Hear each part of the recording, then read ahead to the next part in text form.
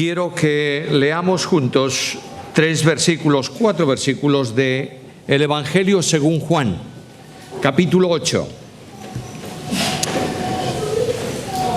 Vamos a extenderlo un poco más la lectura desde el versículo 30, Juan 8:30.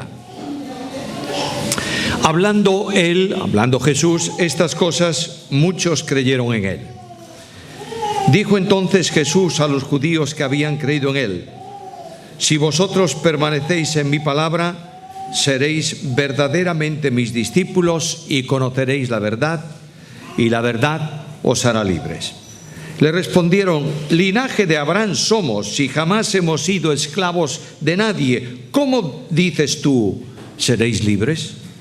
Jesús le respondió: de cierto os digo que todo aquel que hace pecado, esclavo es del pecado. Y el esclavo no queda en la casa para siempre, el Hijo sí queda para siempre.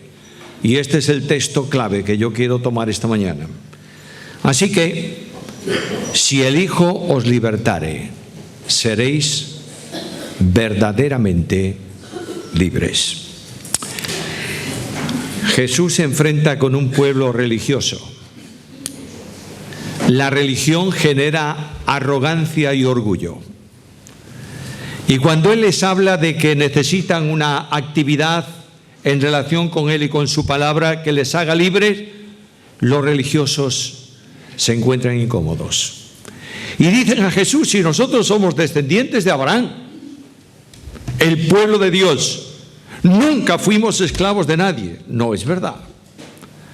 Los romanos habían conquistado todo el territorio y ellos eran siervos de Roma. Y Cristo les dice: mirad, solo es libre aquel a quien el Hijo hace libre. Es un texto conocido.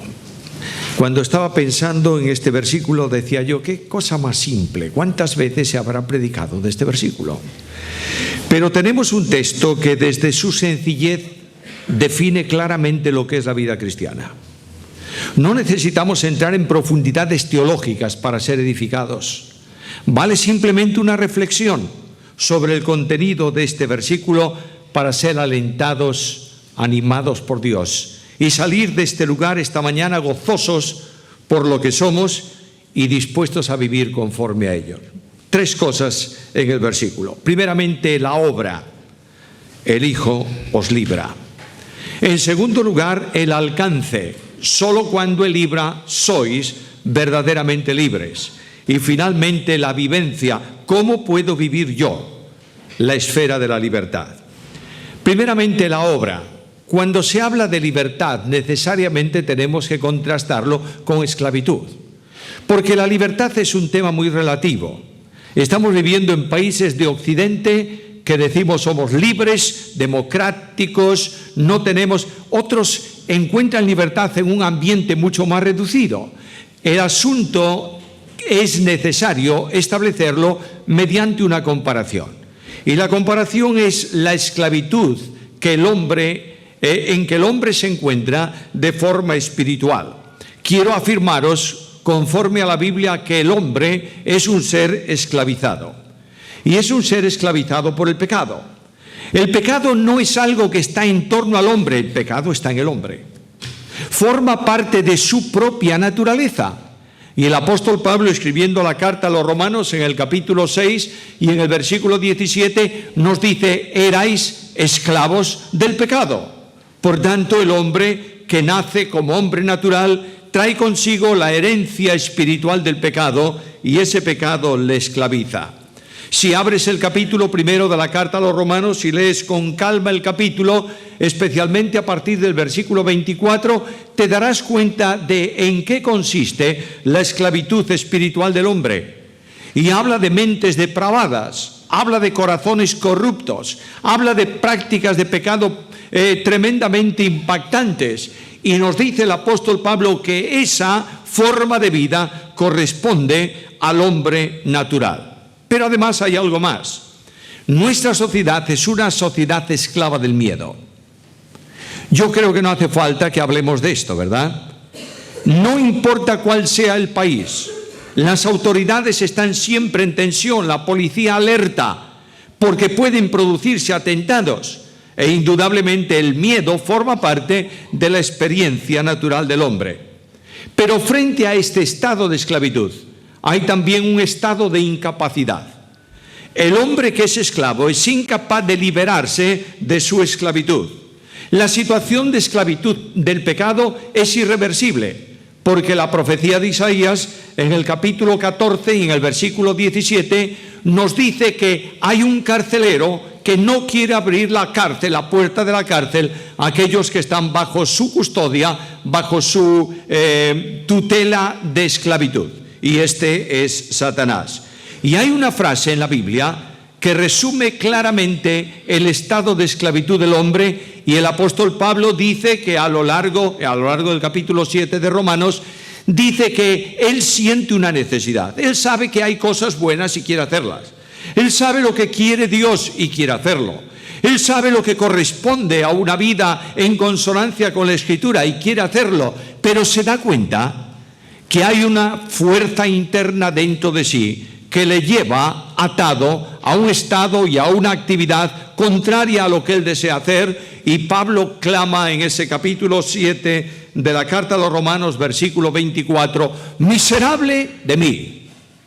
Y añade, ¿quién me librará de este cuerpo de muerte?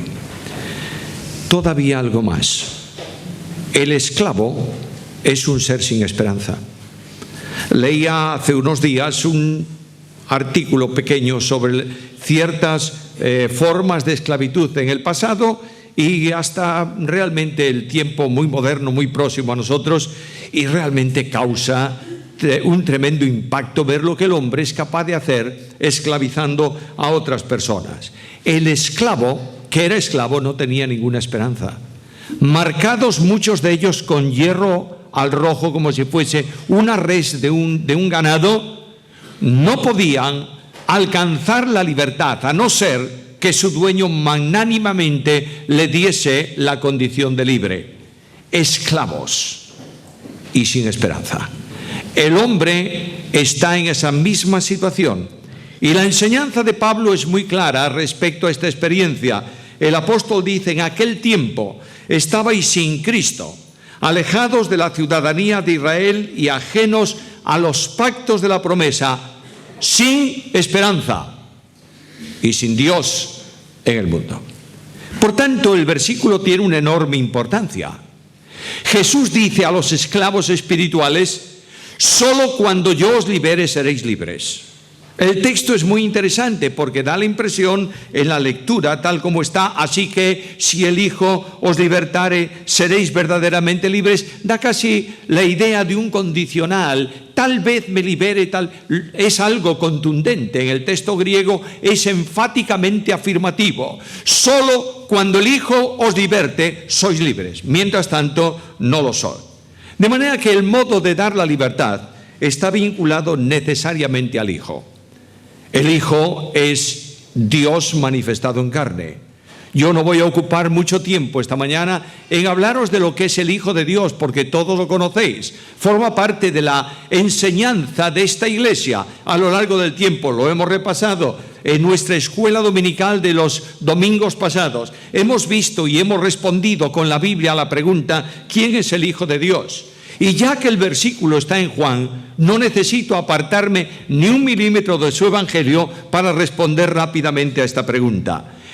Cristo, el Hijo, es el Dios eterno y admirable. Y leo el capítulo 1 y el versículo 1. En el principio era el Verbo. El Verbo era con Dios y el Verbo era Dios. Y añade, todas las cosas que existen han venido a la existencia por su omnipotente poder. Es más, me dice que solo Él puede comunicar la vida. En Él estaba la vida y la vida era la luz de los hombres. Pero avanzo un poco más y me doy cuenta que este omnipotente Dios, este maravilloso Dios, este admirable Dios, este Dios incomprensible para la mente del hombre, es el Dios de la bondad y de la misericordia. Y aquel Verbo se hizo carne y habitó entre nosotros y vimos su gloria, gloria como del unigénito del Padre, lleno de gracia y de verdad. Amor y fidelidad son los parámetros que miden la presencia de Cristo en el Evangelio según Juan. Ahora quiero preguntarme, ¿cómo puede Cristo dar libertad? Y la respuesta tiene también una sencilla forma que está contenida en 2 versículos del apóstol Pablo. Aquel verbo se hizo carne, dice Juan, y el apóstol Pablo en Filipenses capítulo 2, versículos 6 en adelante dice, el cual siendo en forma de Dios, no estimó el ser igual a Dios como cosa a que aferrarse, sino que se despojó a sí mismo tomando forma de siervo, hecho semejante a los hombres.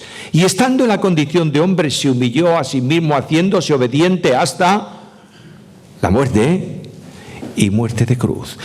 Dios viene en Cristo con un propósito, morir en la cruz. ¿Y por qué? Para propiciar la obra de redención y poder dar liberación a los esclavos del pecado que de otra forma no pudieran alcanzarla. Mira el versículo. El Dios infinito se hizo siervo. ¿Puedes entenderlo? Ser siervo significa venir para obedecer. Y un problema grave está en la teología de la obediencia en relación con Dios.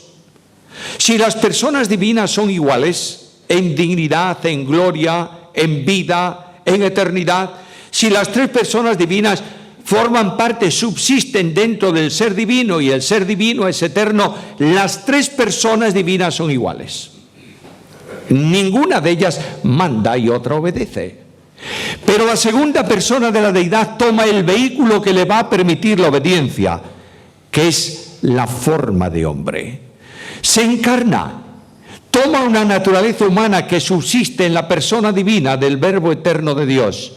Y por medio de esa naturaleza, Él puede venir al estado de humillación, haciéndose obediente hasta la muerte y muerte de cruz. Esto me da a entender el precio que Dios tuvo que pagar para libertar a los esclavos. Fue una obra establecida por Dios, me sorprende. No puedo contemplar la salvación nunca sin admirarme de que el Dios de la Biblia, en su eterno decreto de todo cuanto hizo y existe, determina la salvación. Antes de que los cielos fuesen tachonados de estrellas, antes que los ángeles proclamaran a Dios adorándole en su trono, antes que nuestro mundo girase en su órbita, antes que los animales corrieran por las praderas, antes que los pájaros volasen en el aire, antes que el hombre anduviera por los caminos de la tierra, la Biblia dice que Dios determinó salvarnos. Y la Biblia lo dice con palabras extraordinarias, sabiendo que habéis sido rescatados de vuestra vana manera de vivir, la cual recibisteis de vuestros padres, no con cosas corruptibles como oro o plata, sino con la sangre preciosa de Cristo, como de un cordero, sin mancha y sin contaminación, ya preparado, ya determinado desde antes de la fundación del mundo. Cristo viene para liberar. Y la liberación ocasiona un conflicto en la mente del hombre frente al plano de la deidad. Escucha la Biblia. Hebreos capítulo 2, versículos 14 y 15. Así que por cuanto los hijos participaron de carne y sangre, Él también participó de lo mismo para destruir, oye bien esto, por medio de la muerte al que tenía el imperio de la muerte, esto es al diablo, y librar a todos los que por temor de la muerte estaban durante toda la vida sujetos a esclavitud. De manera que la liberación consiste en dar vida al muerto, abrir la puerta de la cárcel al que no podía abrirla, y para eso Cristo Jesús el Señor, tomando una naturaleza humana, revistiéndose, haciéndose hombre, muere por los hombres en la cruz. ¿Para qué? Para poder pagar la deuda que el esclavo no podía pagar. Escucha la Biblia. Pero vemos a aquel que fue hecho un poco menor que los ángeles, a Jesús, coronado de gloria y de honra a causa del padecimiento de la muerte, para que por la gracia de Dios gustase la muerte por todos. Escucha la Biblia. El día que de él comieres, ciertamente morirás. Y la muerte no es, como dije muchísimas veces, un estado de término, es un estado de separación. La muerte es la separación del hombre con Dios a causa del pecado. Y la paga del pecado es la muerte. Y el Dios de la gracia es el Dios de la justicia. Dios no puede perdonar el pecado sin extinguir la responsabilidad penal que acarrea la comisión del pecado. Por tanto, si Él estableció que que la paga del pecado era la muerte, para poder dar vida al que por necesidad está muerto en delitos y pecados, ¿qué tenía que hacer? Ocupar su lugar en la cruz y morir por Él. La experiencia de la cruz me sorprende. Antecede a la cruz Getsemaní. Nunca puedo pasar por la cruz sin pasar por el portal que conduce a ella, que es Getsemaní. Y yo veo al Dios de la gloria tendido en el suelo, clamando con gran voz y lágrimas al que tiene poder que le librase de la muerte. Y dice, fue oído por su temor reverente. No en el sentido de que no iba a ir a la cruz, en el sentido de ser retomado de una situación de muerte espiritual a causa del pecado y volver a tener una relación con Dios. Y la cruz se produce. Y el Hijo de Dios muere, y el sepulcro lo contiene, pero la tumba se abre para que Él salga victorioso al exterior. Y cuando Él sale al exterior, una de las primeras palabras que le oímos es esta: paz a vosotros.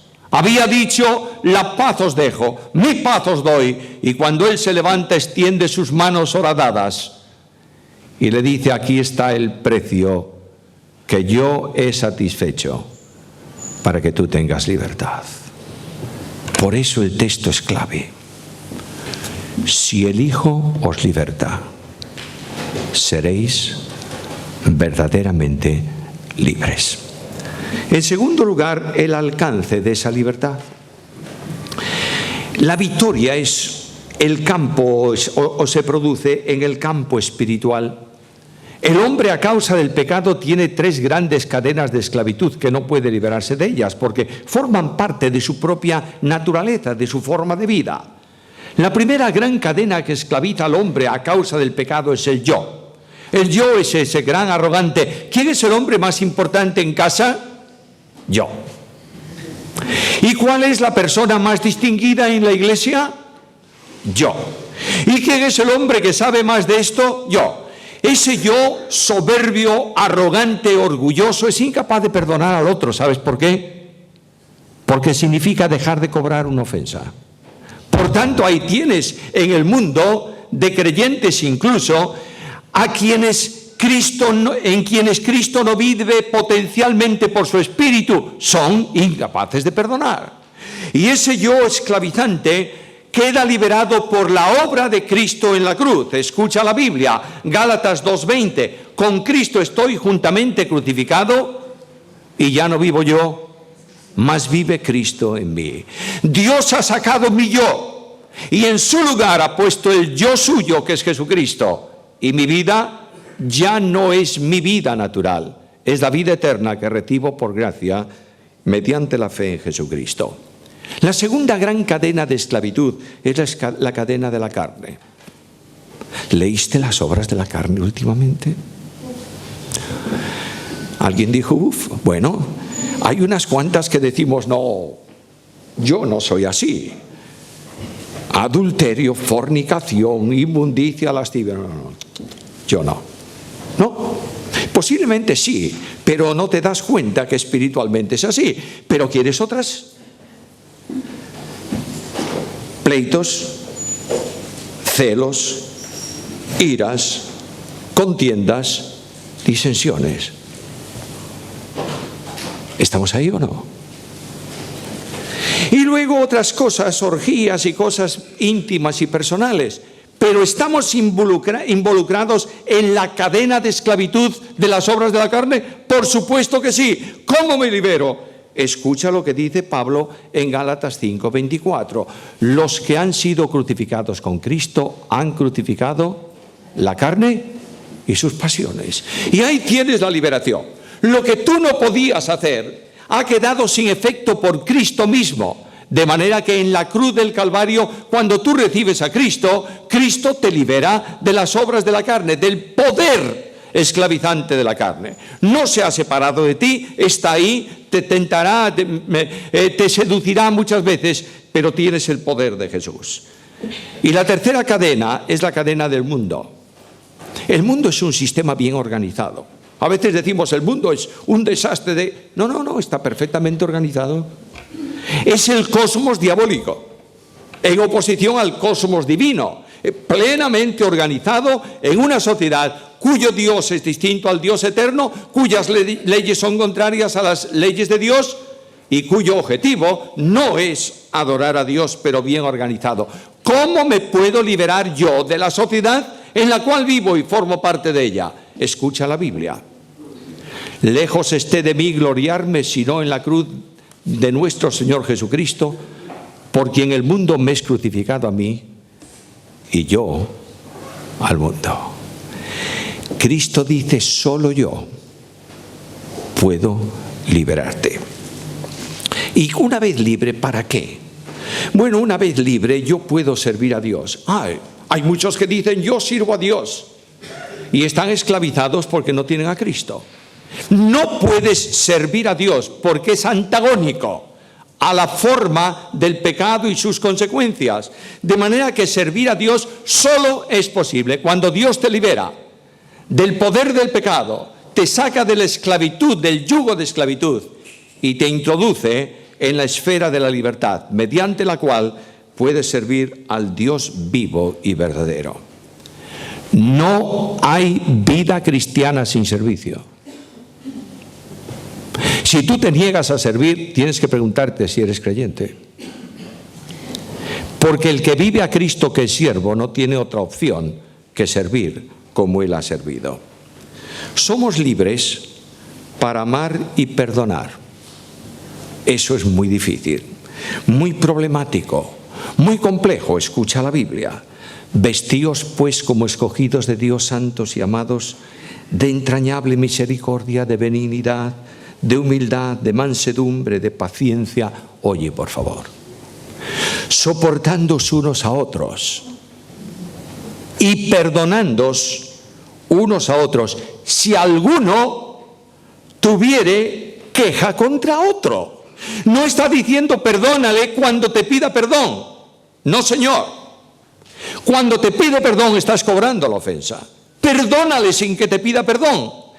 Y dice el versículo, de la manera que Cristo os perdonó, hacedlo también vosotros. Dios me libra de las raíces de amargura que me hace pensar siempre en las ofensas de los otros hacia mí, no en las mías hacia los otros.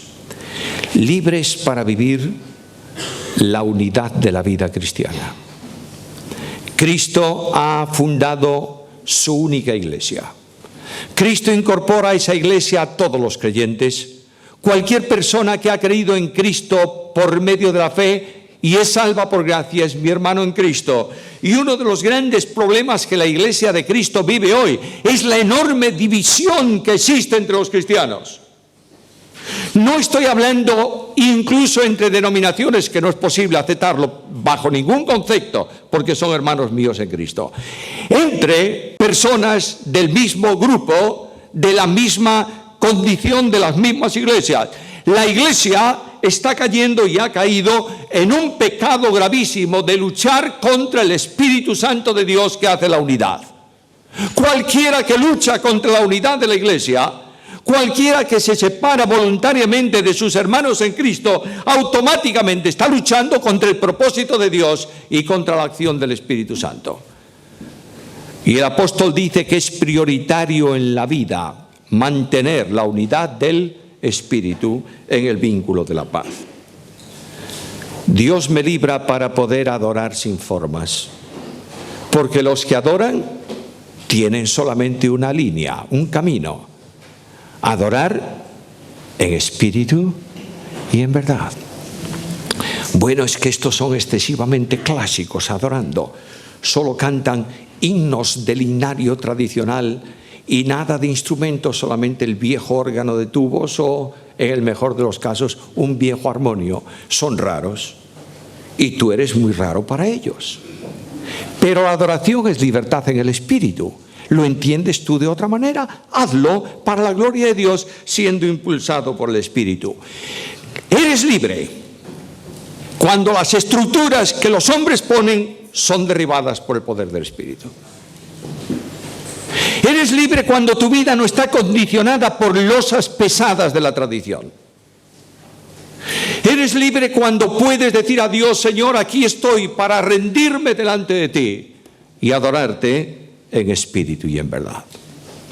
Hay muchas más esferas de libertad, pero no tengo tiempo. Permitidme la licencia de 3 o 4 minutos más esta mañana. Libres para esperanza.